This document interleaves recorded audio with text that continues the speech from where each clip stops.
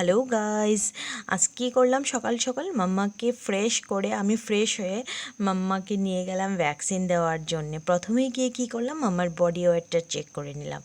দেন ও কী করলো, ওর পাপার কোলে চলে গেল। তারপর কী করলো, একটু পরেই আমার কোলে চলে আসলো পাপার কোল থেকে। বাস এবার আমি কী করলাম, মাম্মাকে একটু ওখানে ঘোরাচ্ছি, সাইড ফাইড দেখাচ্ছি, অনেক পিকচার্স ছিল ওগুলি আমি দেখাচ্ছি। একটু মাম্মাকে মানে বুঝতে দিইনি যে ওর আজকে কিছু হবে, কারণ অনেক বাচ্চারা সিরিয়ালি তো ভ্যাকসিন চলছে না, কান্নাকাটিও করছে যাতে মাম্মা ওগুলা একটু টের না পায়। তাই আমি কী করলাম, একটু সাইড করে গিয়ে বসে আছি, গরমও ছিল, ওখানে একটু রেস্টও করছিলাম আমি। তারপর ডাকলো আমাদেরকে, ডাকছে, হ্যাঁ আমার আধার কার্ডটা আর মাম্মাকে নিয়ে গেলাম ওখানে। ওখানে গিয়ে এন্ট্রি করিয়ে তারপর আমরা একটু, হ্যাঁ আমাকে এক্ষুনি ডাকলো, ওখানে গিয়ে সেরে ওগুলা ডকুমেন্টগুলো জমা দিয়ে তারপর আমি বাইরে এসে আবার মাম্মাকে একটু ঘোরাচ্ছি। আচ্ছা আমি ভাবছি কখন মাম্মার টাইম আসবে, আমারও তো ভয় লাগছে না। বাপরে বাপ, আজকে দুটো দেবে, হ্যাঁ পায়েও দেবে, হাতেও দেবে ইঞ্জেকশন, আর একটা ড্রপ খাইয়ে দেবে। তো আমিও ওয়েট করছি ওখানে কাজ সেরে। তো বলছে হ্যাঁ এখন টাইম হয়ে গেছে ভেতরে আসার। বাপরে বাপ, ভয়ও করছিল। আস্তে আস্তে যাচ্ছি এখন।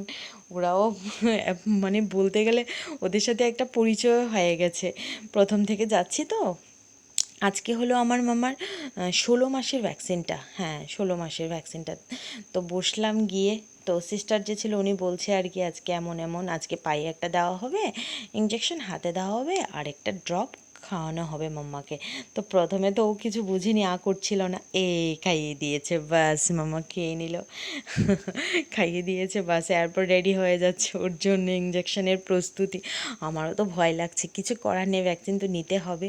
তারপর সিস্টার বললো ওকে একটু জোর করে চাপিয়ে একটু ধরে বসে থাকতে, যাতে ও নড়াচড়া না করে, নড়াচড়া করলে তো একটু ও তাকাচ্ছিল, ও জানে মানে কী বলবো, ও ইঞ্জেকশনটা ধরতে যাচ্ছিল, কারণ ওর পাপা তো অনেক সময় পেশেন্টকে দিতে হয়, ও তো সব কিছু ফলো করে, অনেক সময় পাপার সাথে থাকলে ওগুলো দেখে দেখে, ব্যাস ও তো বসে আছে কিছু বুঝেন। এই এই সোনা আমাকে দিয়ে দিল, দিয়ে দিল, দিয়ে দিল, করে চিৎকার করে উঠলো। আমার তো এত একটা ভয় লাগছিল সেই টাইমটা, মানে কি বলবো, উফ, মানে ও আরেকটা ওর জন্য রেডি করছে। মানে আমি ভাবছি আমি বলে দিই যে আজকে আর না, ছেড়ে দিন ছেড়ে দিন, মানে কিছু করার নেই। আজকে দুটো দেবে তো নেক্সট মান্থে আবার বলেছে আবার থাকবে দুটো।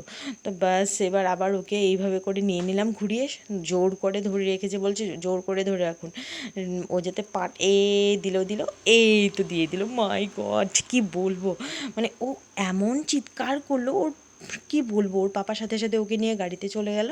আমি এখানে সব কিছু সেরে টেরে ব্যাস আমি চলে আসলাম। বাকিটা এখন নিয়ে যাই বাড়িতে, দেখা যাক কী হয়। গাইজ, যদি ভিডিওটা ভালো লাগে অবশ্যই কমেন্টস করবেন। বাই।